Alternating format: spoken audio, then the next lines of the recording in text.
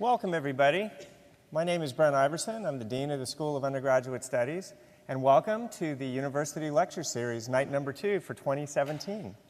I think you've noticed this, but part of this is that we're going to ask you to tweet in questions that come to you as you're hearing the different speakers. So please send those. We're going to have a Q&A afterwards where we're going to be asking the speakers your questions. So I want to start with sort of a quiz, but I think you're going to get this right. So you have been conditioned to think of a certain phrase after I say a few words. So I'm going to say the few words, and then I'm going to want you to say that phrase that you've been conditioned to say. So here's the few words. The University of Texas at Austin. That's awesome. Okay. Let me ask you a question. What does start here? You do. That's the point. And tonight, we're going to explore the question, how are you going to change the world if you're not healthy? So we have 3 different speakers who are going to talk to you about this in various different ways. Our first is Dr. Pat Carter. She teaches the signature course, Sleep. Are we getting enough? Is there anybody here from Dr. Carter's signature course? All right. She specializes in topics related to the importance of sleep, effects of chronic sleep restriction in college students, stress, anxiety, depression, and sleep, neurobehavioral studies of cognition, and emotion under chronic sleep restriction. Her work is focused on designing, testing, and evaluating non-pharmacologic approaches to decreasing insomnia and depression symptoms while improving quality of life in active family caregivers of persons with chronic and disabling conditions. Additionally, her experience with behavioral sleep medicine techniques has afforded her a collaborative opportunity with the School of Pharmacy to develop a preliminary intervention to treat insomnia and depressive symptoms in college students. Among several awards, she's received the Faculty of the Year Award from the Texas Nursing Student Association. I think you're going to look at your sleep and things very differently after you hear Dr. Carter tonight.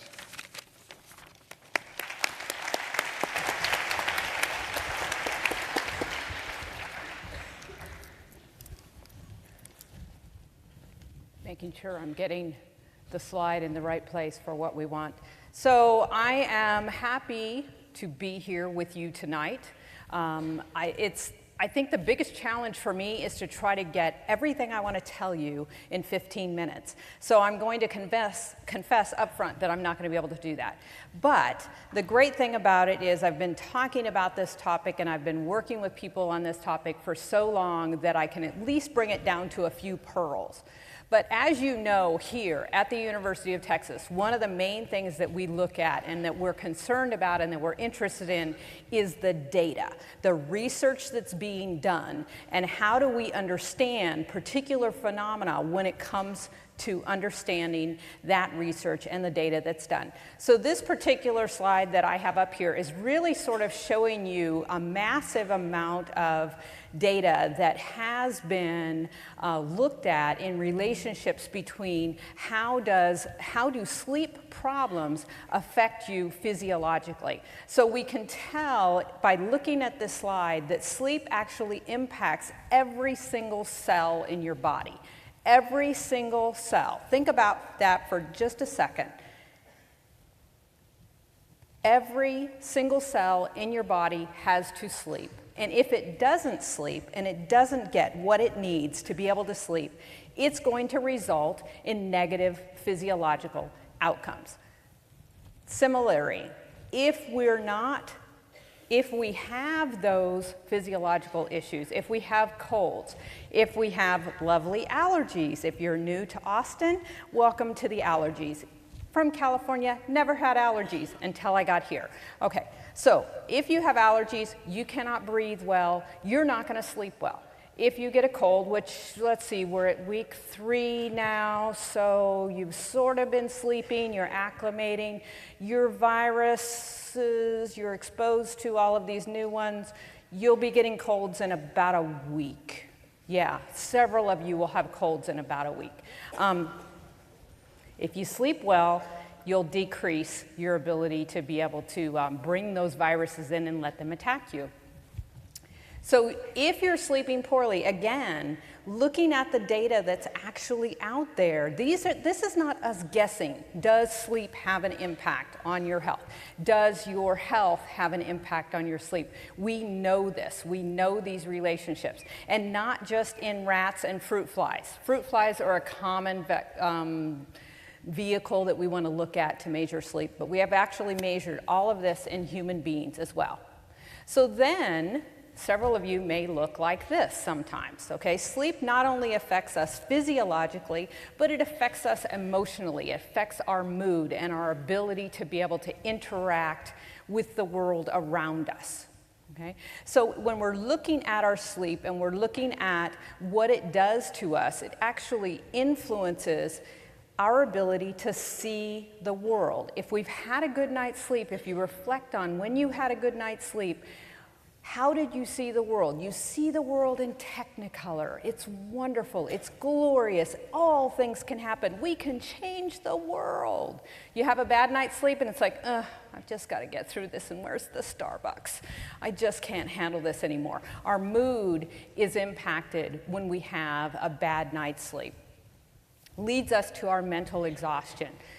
In addition to that, also though, not only does it affect us occasionally or short term in our mood, it really affects our ability to be able to potentially, if we're at increased risk, especially for mental diagnoses, for mental health diagnoses like depression, PTSD, anxiety disorders, if we're not sleeping well, it actually increases the risk of us having what we call an exacerbation or an onset of these kinds of conditions.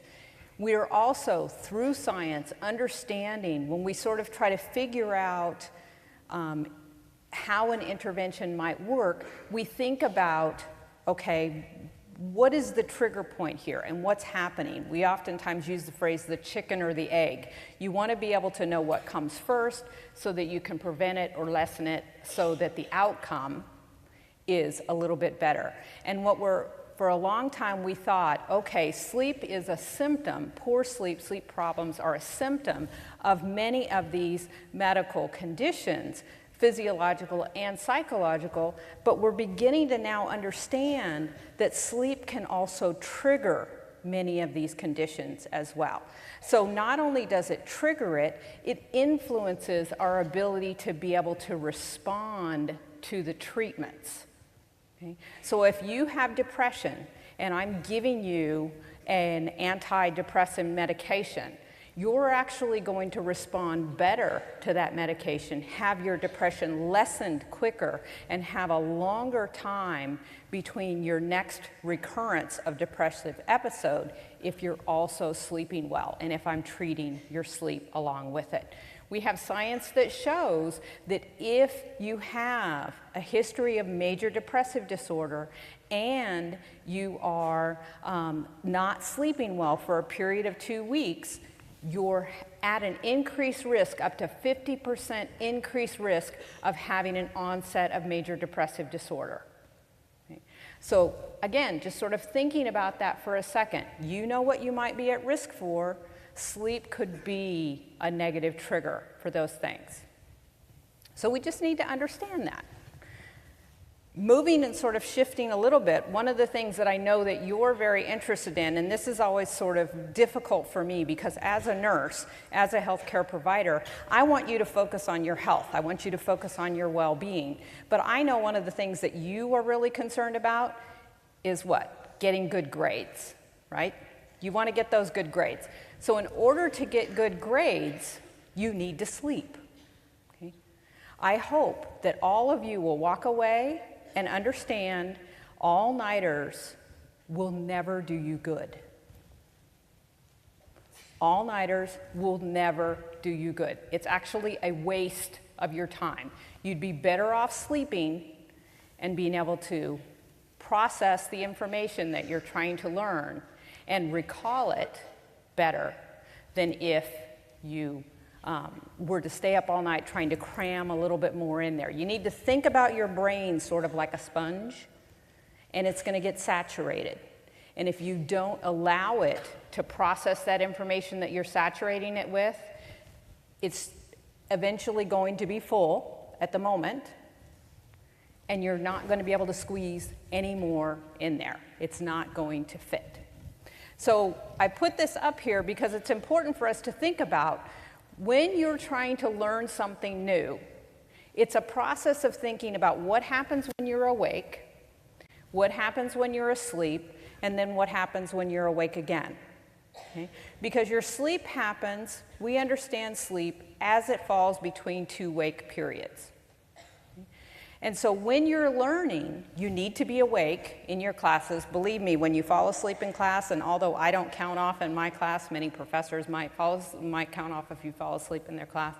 I figure if I'm talking about sleep and you fall asleep, I shouldn't, make that count against you. So you can fall asleep in my class. Just don't snore or somebody's going to poke you. So, but you have to be awake to be able to bring that information in, and then you have to sleep to consolidate that information, to turn it from short-term memory into long-term memory. Why is that important? Because when you try to take that test 2 weeks or 2 months later, you want to be able to have that information filed away in exactly the right place so you can get in there and retrieve it quickly and take that test. Okay? If you're not sleeping, you're actually losing up to 40% of that information that you're trying to study. 40% of that information, you just tossed it out and you've got to learn it again. Not a good use of your time. So when we're thinking about sleep and how it helps us to learn, okay, how does sleep help you to learn? Essentially, I've talked to you about this, I've mentioned this already, that it's consolidating those memories. But the second point here, good sleep, improved focus, decreased study time. I've been teaching this class for a few years now, this sleep class. I've had approximately close to 800 students come through my classes, and I ask them all this one important question. You are all outstanding individuals, studiers, okay, the greatest minds, or you wouldn't have been accepted to this university. So I presume you're all going to get A's. It's just a matter of how long do you have to study to get that A. And what my students have told me is if they have a bad night's sleep, on average, it takes them 3 times as long to learn the information and to do well and to get that A. So, 12 hours, 1/3 of that, 4 hours, right? Even I can do that math standing up here. 1/3 of that is 4 hours. What are you going to do with those other 8 hours? How could you change the world with those other 8 hours? You're still getting the same outcome. You're still getting the A, but you're doing it in 1/3 of the time if you're well rested. So why is sleep so important? I mentioned that sponge, that brain that is that sponge. If you overwork your neurons in your brain, it cannot accept any more. And it's like shoving more laundry over there, but eventually you have to go to the laundromat and wash your laundry, okay? You've turned stuff inside out 3 or 4 times now. You have to go do the laundry. You have to sleep, okay? If you don't sleep, all of that time, all of that energy that you've spent sitting in those classes, taking wonderful notes, reading the textbooks, it's not going to fit into your brain and be where it needs to be so that you can use it and find it later on. So this may look like your schedule. Take a minute and look at this. Okay. So we sleep, we wake up exhausted. I'm going to bed later tonight or earlier tonight. Okay. You're feeling sleepy all day long, you hit Starbucks, Starbucks doesn't quite work, so you get a Monster drink, that doesn't quite work, okay. But you make it through the day. Finally, you wake up later on in the day, okay, because guess what? Your circadian rhythm has shifted, and now you're awake. Okay. You're finally awake. Who cares? You're going to party all night long. and then, oh my gosh, now I'm going to have to wake up the next day. Okay? And you repeat this cycle over and over and over again. The problem with that is then you result in sleep debt. Okay? A little bit of sleep debt, like a little bit of anxiety before a test, will actually make you sharper. It'll make your brain process a little bit faster. It'll make you see things a little bit clearer. Okay? But if you build it up, and it takes a very short time to get from this point of a little bit of sleep debt to being crushed by it, some people, it's a matter of a few days. Some people, pretty good, they can last a week. Okay? Once you get crushed by sleep debt, it's very, very difficult to recover from it. You do not have enough hours on the weekend to make up for the sleep debt that you accumulate all week long. You can't wait until Thanksgiving to sleep for 3 days. Okay, to make up for 3 months of sleep debt. It's just not going to work. And besides, your family wants you to eat dinner with them, right? They get a little naggy and preachy when you don't do that. So working on the sleep debt and making sure that you avoid it is good. Paying off that debt quick will help you to get from being crushed by it.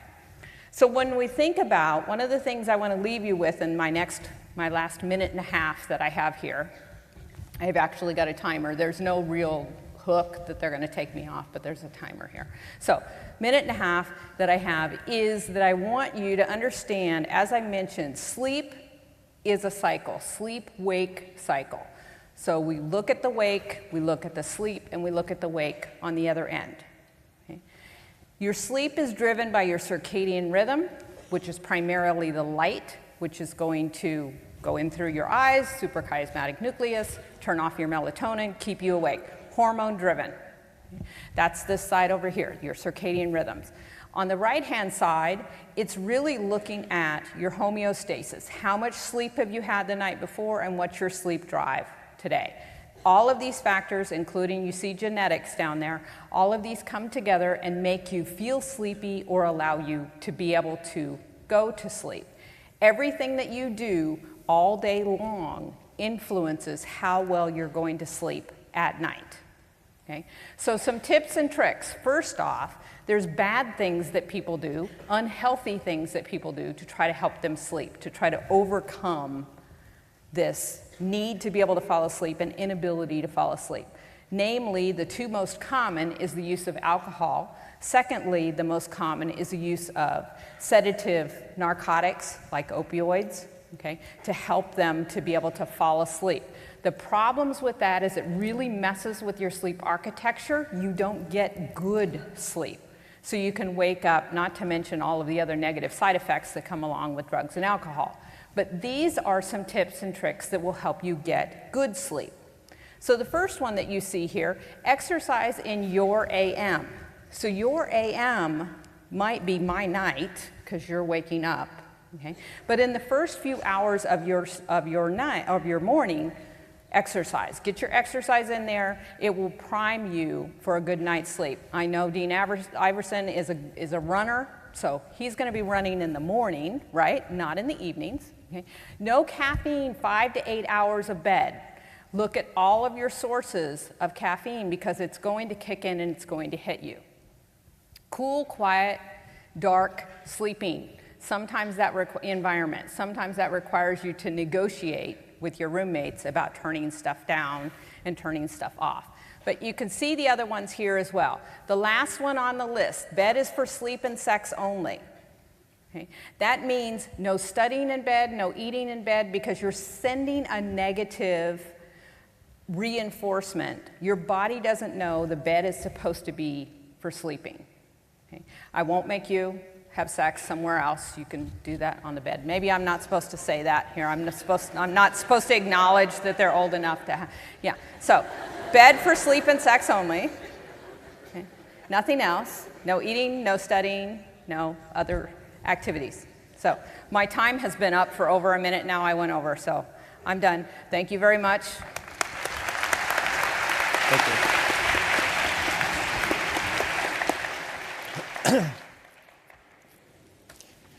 So now you know the entire slogan, which is, what starts here changes the world, provided you had a good night's sleep. Well, that's part of the equation. Our second speaker is going to tell us about nutrition. Dr. Jaimie Davis is an associate professor in the Department of Nutritional Sciences here at UT Austin. She has extensive expertise in nutrition, physical activity, and body composition assessment in minority populations. She's a recognized national expert with over 70 papers in the peer-reviewed scientific literature, which is exceptional for such a young scholar. She's a widely sought-after speaker with recent talks given in places like Scotland, Los Angeles, Portugal. And her grants have really interesting names like Sugar Brain, Texas Sprouts, and Freshman Health Study. She's currently conducting and testing the effects of a school and community-based garden, nutrition, and cooking interventions on reductions in obesity and metabolic disease in minority youth. Tonight, she's going to talk to us about nutrition and the freshman year. Hi, thank you. I get to talk about everybody's favorite topic, is food. Some of you guys are probably hungry right now. It is not a myth, but what you've heard, the freshman 15, is actually true.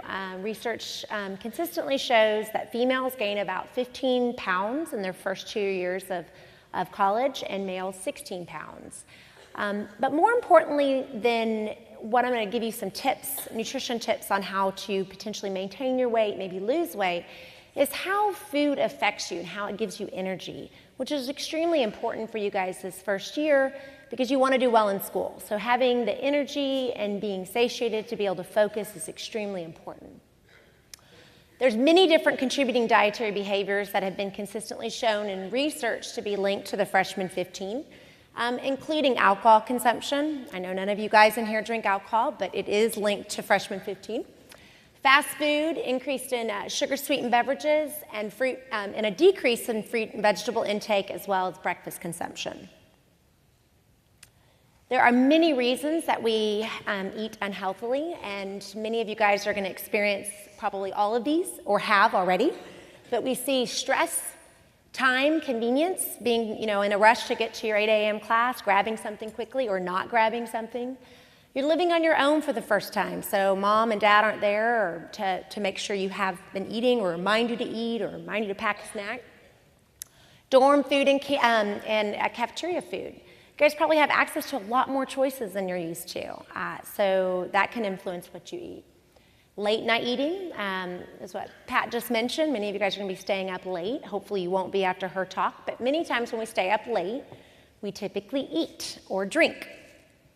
And social eating, almost everything social involves food. So you guys are going to be, if you're rushing, if you're involved in different organizations, it seems like there's pizza for every single event that you're going to be at in the next, over the next couple years. So I'm going to give you 5 tips to be able to hopefully help you along this first year. The first tip being is, I know every single one has heard this. Your mom's probably said it. The most important meal of the day is, in fact, breakfast. Research consistently shows that eating breakfast is a #1 reason and a behavior that you can do to decrease weight. So if you skip breakfast, it's been linked to obesity. And the type of breakfast also matters. So because y'all are college students, I'm going to give you a quick quiz. Which one is healthier? What do y'all think? Shout it out.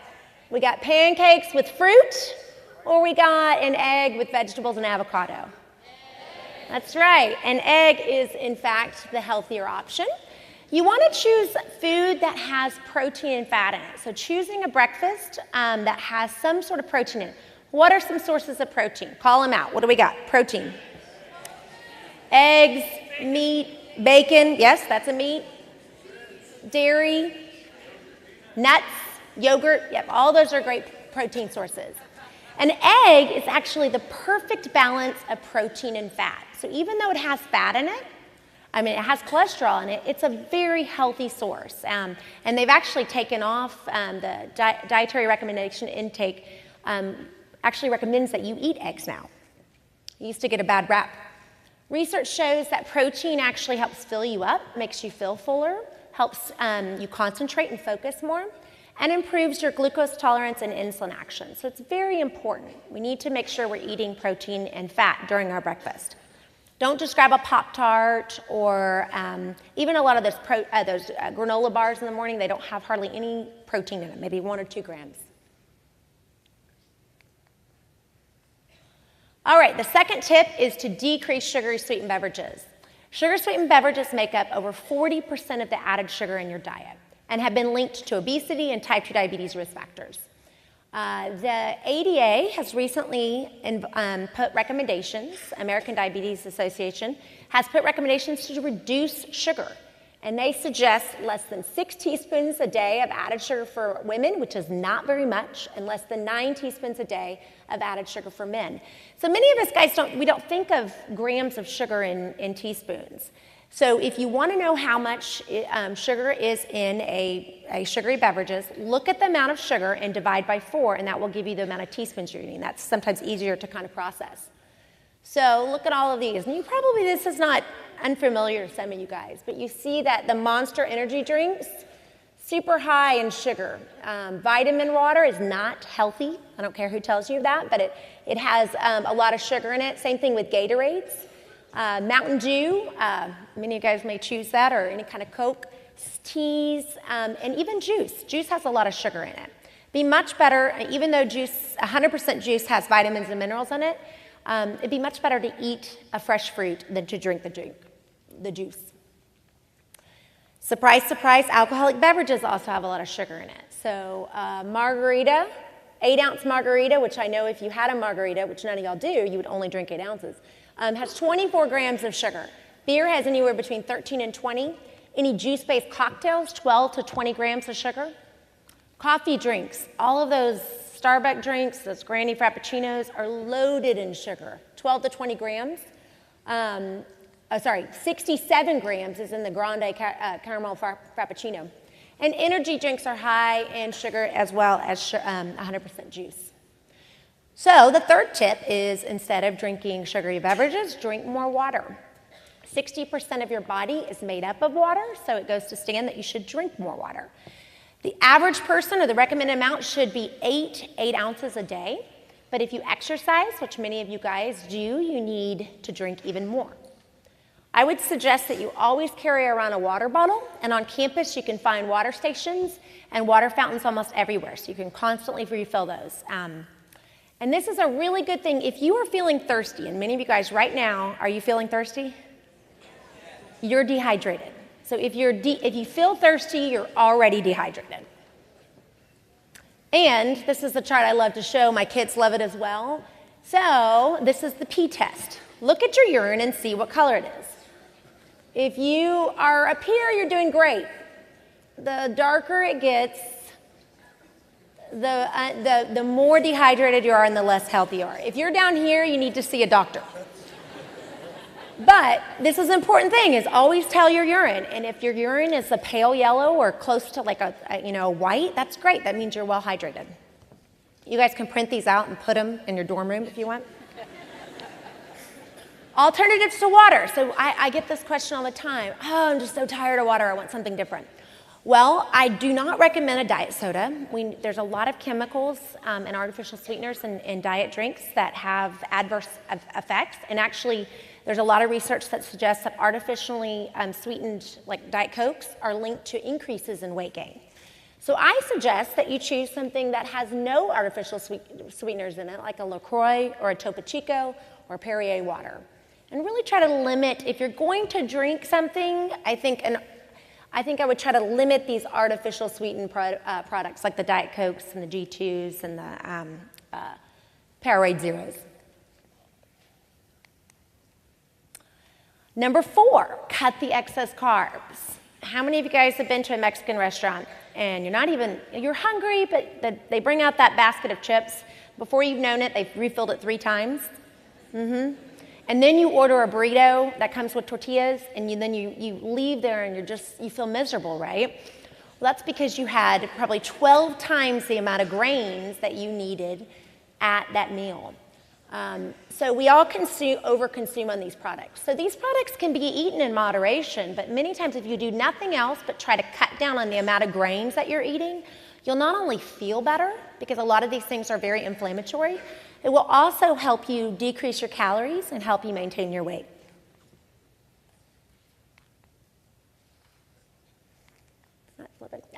So a typical Mexican meal, what I just mentioned, is got you each 3 servings of chips, a burrito, rice. In total, you ate 8 servings of grains, and that meal alone was around 1,200 calories.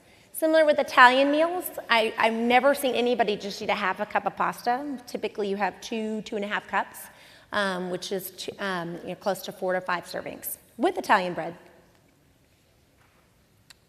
So, way to limit it is just try to limit the portions of grains. You can still have them, but have a half a cup of rice, a half a cup of noodles, and instead pile on the vegetables. Even though a vegetable and a fruit is a carbohydrate, those are the things we want you to eat more of.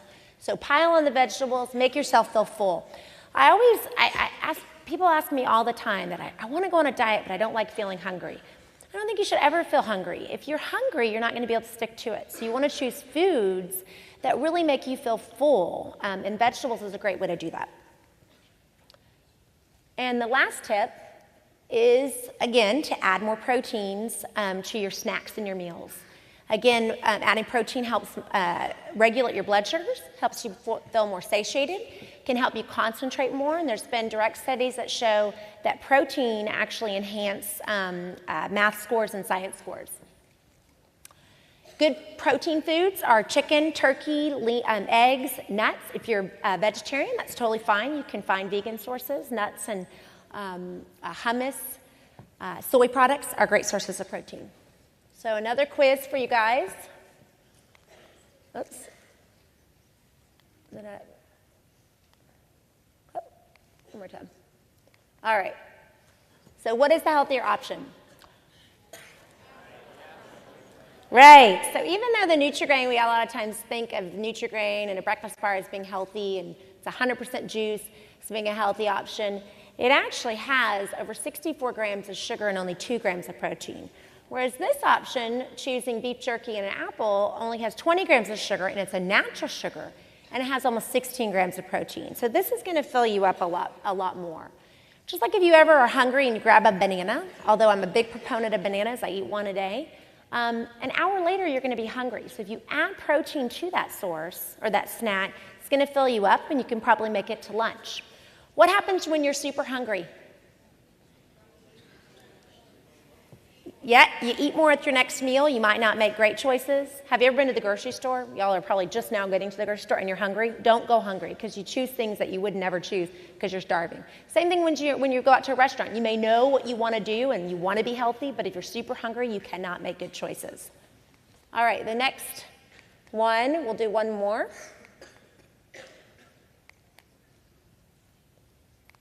Clicker is not working. All right, so which is the healthier option? The milk and the grapes, absolutely. Milk is a great source of protein. Vitamin water, and some of y'all are like, crap, I just ate that. But these are both super high in sugar, and this one is a lot lower in sugar and a great source of protein.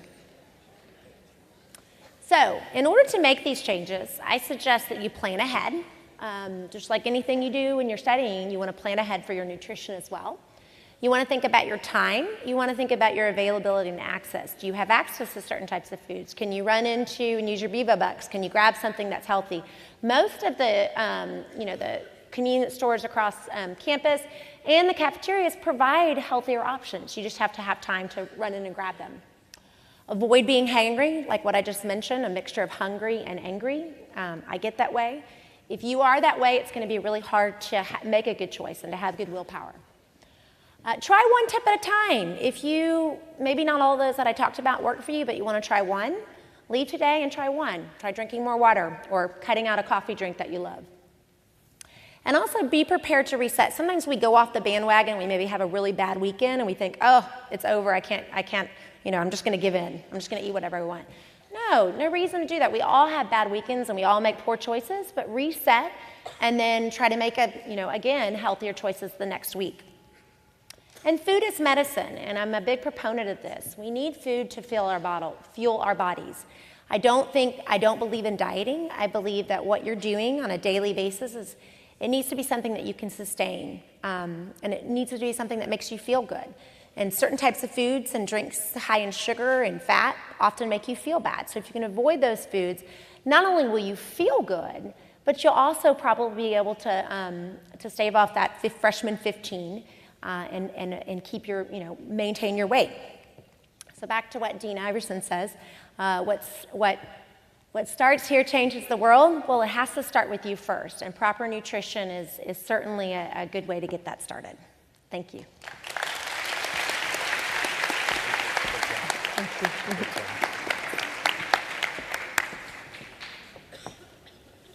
She stole my line.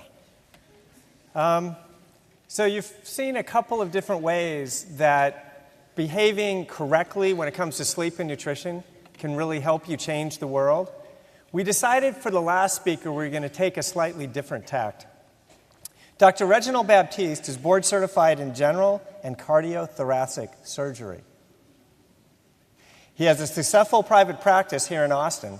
In the Dell Medical School, he develops and oversees programs focused on introducing the health sciences to middle school, high school, and UT Austin undergraduate students. He also works to increase diversity in the healthcare workforce by exposing students from underprivileged and historically underserved backgrounds to various healthcare professions. He is a fellow of the American College of Surgeons and the American College of Chest Physicians. He's a member of Alpha Omega Alpha Medical Honor Society and the Society for Thoracic Surgeons. Dr. Baptiste.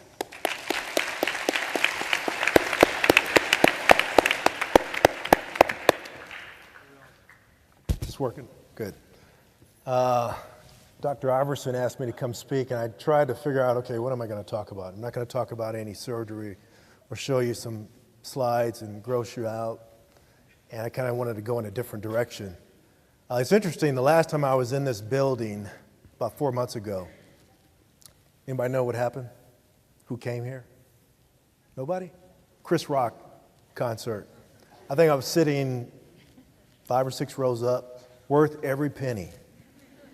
And comedians, I've always liked comedians because they talk about things that are controversial, sensitive, but by and large, they're really, really accurate, and they're telling the truth. But one thing about Chris that he said, and I said Chris because we have it like that, me and Chris, is basically he said he has 2 daughters in there. One of them starting to go to high school. And he went to his daughter's high school parent day. And he was listening to the principal. And the principal, well-meaning, she said, "You can do anything you want to do." And Chris said, "That's bullshit." Because basically you can't. Unless 3 things. You're good at it, there's a job opening, and you need to know somebody. That's the truth, kind of. Now, you need to know somebody, that needs to change. And that's what we're trying to change in our little ways. And that's not fair. But I thought that was funny, and it's true. The other thing, I talked to a bunch of people, and we have pre-meds come to the hospital periodically, and some of the docs would say, "Oh man, you are experiencing the best 4 years of your life. College is the best years of your life." And that's not true. They're good years. They're great years. I thought they were good years for the most part. But if these years are the best years of your life, then the University of Texas did you a disservice. These are going to be good years. The best years of your life is in a meaningful career and in hopefully a happy marriage and with kids. The best years of my life are watching my kids grow up and do some cool things and become great people and having a wife and all that and that stuff. Those are... You taping this? Seriously, these should not be the best 4 years of your life. I certainly hope they're not. What I really want to talk about also is, you're freshmen, everybody's here. Anybody pre-med, pre-health? Cool. Okay, everybody else, hit the exits on the side. How are you going to deal with stress? And to me, that's probably one of the biggest problems in college and in life. My slide. Let's see. So look at this slide. That's the only slide I have. I don't have any gory slides. But if you look at this slide, in the past year, this slide was composed in 2016, and they polled incoming freshmen at UCLA. And if you look at that, in 1985, 18% of incoming freshmen felt overwhelmed. And now it's about 41%. And if you look at the bottom slide, the emotional health, as described by the incoming freshmen, went from 64% to 47%. 47% incoming freshmen felt they had emotional health problems. So how are you going to deal with stress? Are you going to eat a lot, like some of the speakers talked about? Eat the wrong foods? Are you going to not sleep? But are you going to drink? Are you going to smoke? Are you going to do drugs? Those are coping mechanisms that I see in patients all the time. We all have coping mechanisms. Those coping mechanisms do a lot of things. They do the same thing as what social media does to you. Facebook. How many of you do Facebook? Come on, raise your hand up high. Be proud. Snapchat, Instagram, text messaging. Okay, I do one of those, text message. That's it. I'm going to die not having done any of those other three things. My kids will attest to that. Now, don't get me wrong, social media is good in a lot of ways. It helps you connect, but that connection is filtered. I mean, a lot of people, you guys select dates through social media, right? You ask for a date. Where's the fun in that? I mean, part of it is actually the chase. I mean, actually the process. I mean, life is awkward. It's awkward. It's awkward. You're supposed to be awkward. And you're supposed to learn how to maneuver through that awkwardness. How are you going to deal with stress? Are you going to let the dopamine go up in your head, the neurotransmitter, and that's what alcohol does. That's what gambling does. That's what drugs do, cigarette smoking, and so does social media. When you hit Facebook, when you get a text message, you know the feeling when you get a text message? Like this guy's on the cell phone right now. Nothing says this is not important to me than being on your cell phone. If you're at a meeting and you're in a boardroom or whatever, and you put your cell phone on the table, whether it's face up or face down, that tells everybody in the room, I got something more important to do. And you're distracted. You're distracted. That's the last thing you want to do to someone that's having a meeting, or you're going to see your advisor or your professor, is your cell phone going off or whatever. I have a spring seminar class for pre-meds, by the way, Friday at 1 o'clock, every Friday in the spring. You're all invited. And the first thing I say, do not open up a laptop or use your cell phone. That's disrespectful. And that basically means you're not engaged. Okay, enough of that. I'm not going to preach anymore. But when I was a freshman here, so that was in 1982, and I look back, man, gas was 90 cents a gallon in 1982. It's a long time ago. But I lived on a freshman floor at Jester. Who lives in Jester? It looks the same on the outside. So I lived on a freshman male floor. And I don't know who had the right mind to put freshman males on a floor together. It was like Lord of the Flies. I swear to God. It was Lord of the Flies. So we would study, and I had a great roommate. That's one thing I was really good at, picking the right people to hang out with. I had a great roommate. We were really good friends. He had a high emotional IQ. He could tell what was wrong about people. He knew how to interact. And one Friday we had, I think it was kind of like a fight night. somebody had the good idea to bring boxing gloves to the floor.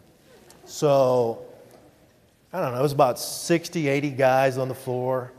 And we had little boxing in one of the rooms at the end of the hallway. And you know, those rooms are about the size of a big den. They're not that big.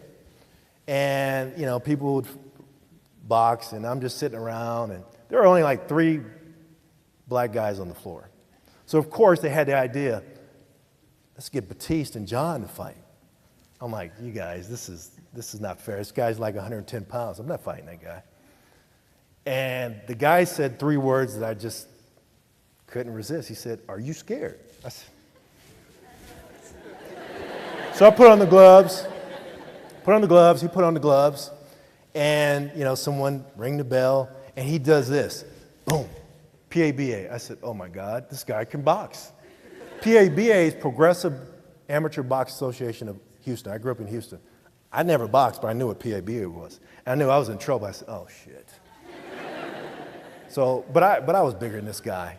And I just started swinging. Boom, boom, boom. Swinging. And after about 5 minutes, you ever had gloves on? They feel like weights. And he just started smiling. And he looked like Floyd Mayweather, I swear to God.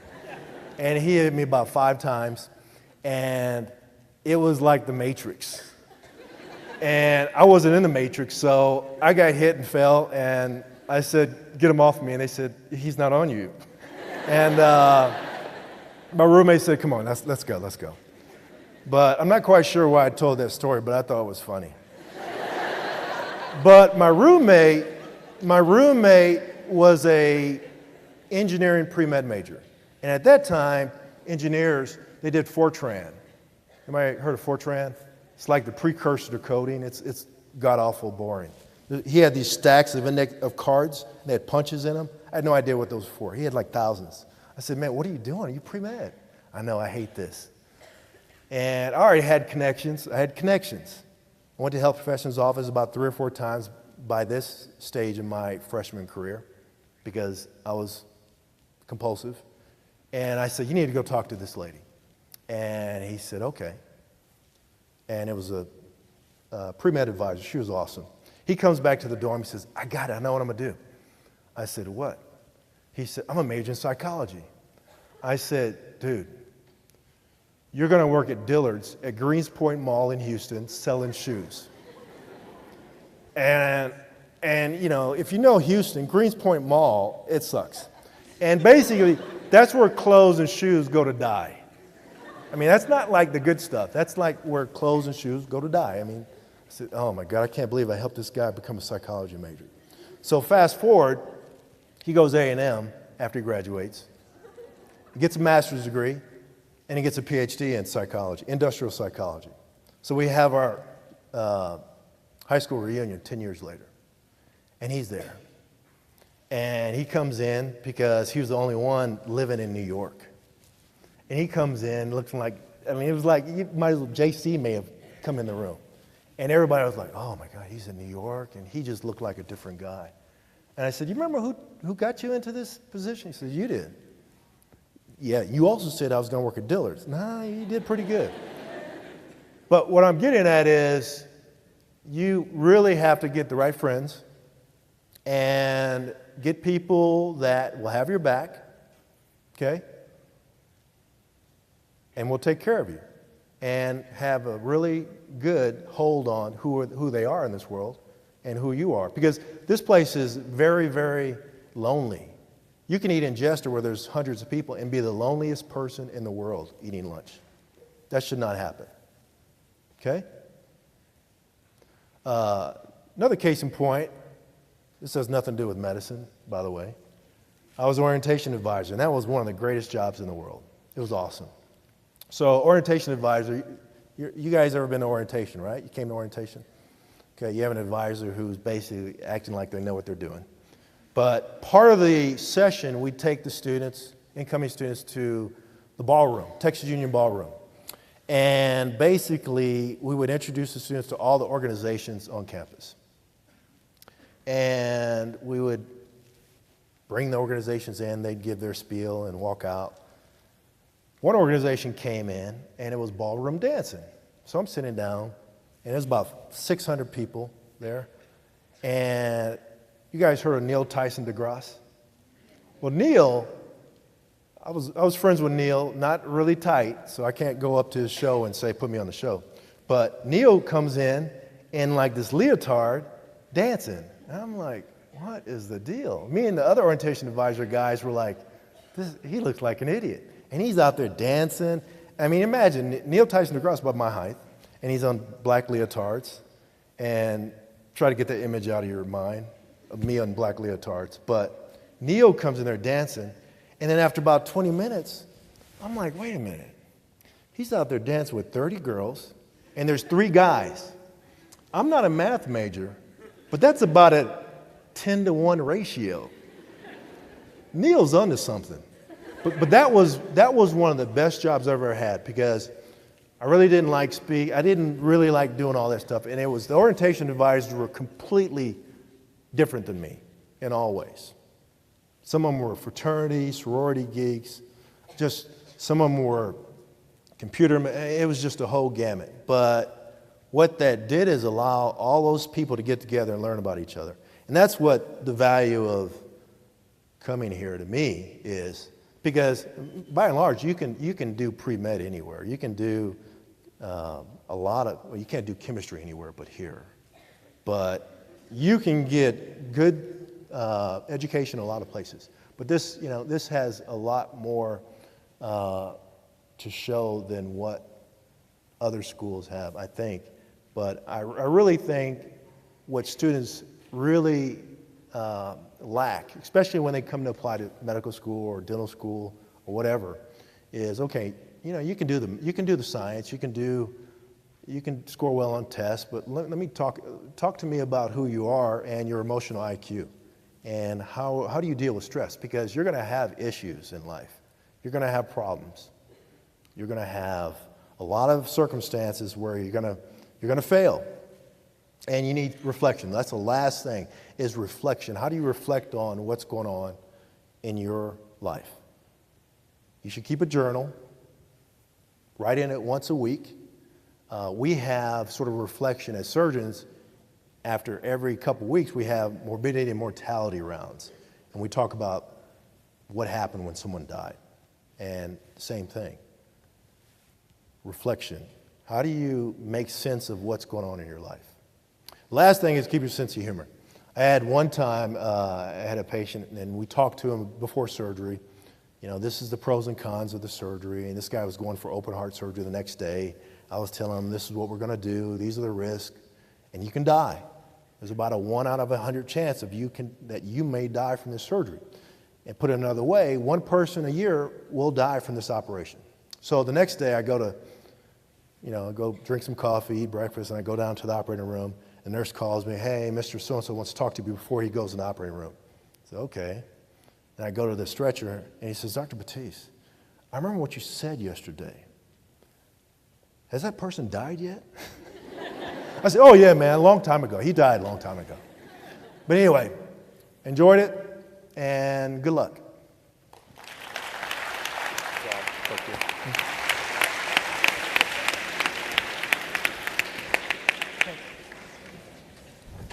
Let's give them another hand, can we?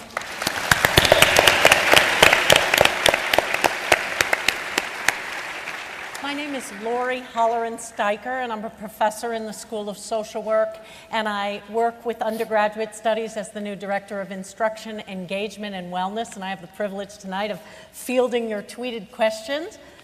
We have time for just a couple, so if your question doesn't get asked and answered, please join us up on stage afterwards. We'd be happy to have you, but if you could stay seated just for a couple more minutes for a few questions, that'd be great. For Pat Carter, the question came in, if sleep debt exists, can one build a sleep surplus? Yeah. Clever.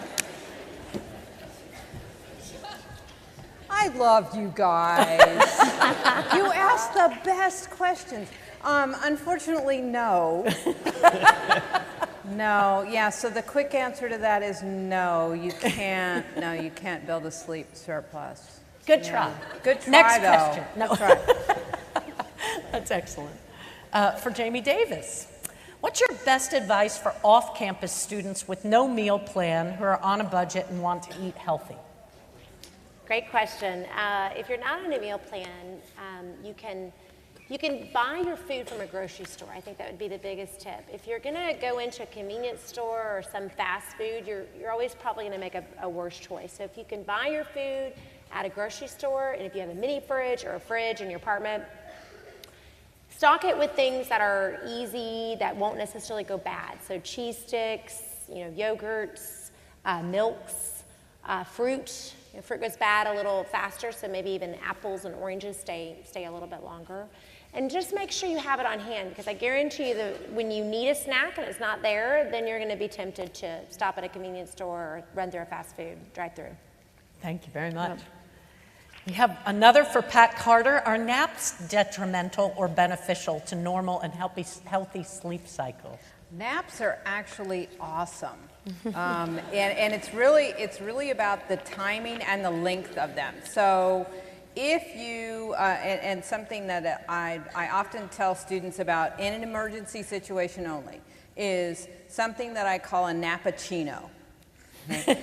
So caffeine takes approximately, especially coffee, okay, so it takes approximately 30 minutes to get to the height of effectiveness in your body. So if you take a 20-minute nap, you drink a cup of coffee, you take a 20-minute nap, when you're waking up from that nap, the caffeine is kicking in and you actually get a double boost from the nap and the coffee to get you through. You can get a boost for up to about 12 hours on that, okay? That's for emergencies only, not a regular occurrence. If you have the opportunity, a 90-minute nap will take you through an entire sleep cycle. So that's, in some studies, almost as good as a night's sleep if you can get a 90-minute nap. But naps are good. Timing them in your day when they're hitting your circadian rhythm dip. So siestas don't happen because of lunch. They happen because you're having a circadian dip about 6 hours to 8 hours into your day. You're feeling a little bit tired. If you can put that 90-minute nap in there, that can actually give you up to 24 hours of boost of cognitive and physiological functioning better. So naps are awesome. And Pat allows napping in her class. Most professors do not. Yeah, I do allow napping. So be careful about timing that nap late afternoon if you have a late afternoon class. Great. And for Dr. Baptiste, how was your experience in residency and what was the hardest part about it? Lack of sleep. Really. It was lack of sleep, clearly. So we had no hour restrictions at that point. Now they have 80-hour work week, so a resident can't technically spend more than 80 hours in the hospital a week. But in my generation, we were on call every other night. So basically, which meant after the work was done, you saw the patient, did your surgeries, you went home if you weren't on call. And then the next morning, you were on call. So we were on call every other night. And as a fellow, we were on call every night, essentially. We had probably a weekend off a weekend off a month. So it was just sleep deprivation and a lot of work, stress. Thank you very much. And we have one more for Jaimie. What are the effects of protein overconsumption? That's a great question. So you can actually consume too much protein, and if you're not consuming other types of carbohydrates, then you can actually put yourself in a state of ketosis, meaning that your body is not getting, it starts breaking down some of the fat for energy. And a lot of diet books even suggest that you put yourself in a state of ketosis. I'm going to tell you that's not healthy for you, and I'm sure you will speak to the same. Ketosis is not great to put yourself in. But most people, it's really, if you're having some fruits and vegetables and protein, you're probably not going to overdo it on the protein. I know that in Texas you can order a 16-ounce steak or larger, but if you eat that, you typically feel pretty miserable. So it's not something that you're going to typically do, especially if you're having some fruits and vegetables intermixed. Fantastic. Yeah. Well, we have one more minute. Does anybody want to yell out one more question if they're desperate? Call them a burning desire. Here's one right here. How do I get rid of my sleep debt? How do you get rid of your sleep debt? Just like, if you think of your sleep debt like your financial debt, you pay it off quickly. First, try to not accrue it to start with. So plan on trying to get 8 hours at least within a 24-hour period of time, so you can break it up. It doesn't have to all be in one chunk. And then also to pay it off quickly. So if you can, say you cut yourself 2 hours short tonight and you need to make it up the next day, and you have an opportunity to take that nap, get a couple-hour nap in the middle of the day and make that up, you're going to pay it off with less interest than if you try to wait till Thanksgiving to pay off that sleep debt. And actually, if you wait that far, you really can't pay it off. So paying it off quickly, trying not to accrue it in the first place. Great question. Well, thank you all for coming, and please come up if you have additional questions, and have a wonderful semester.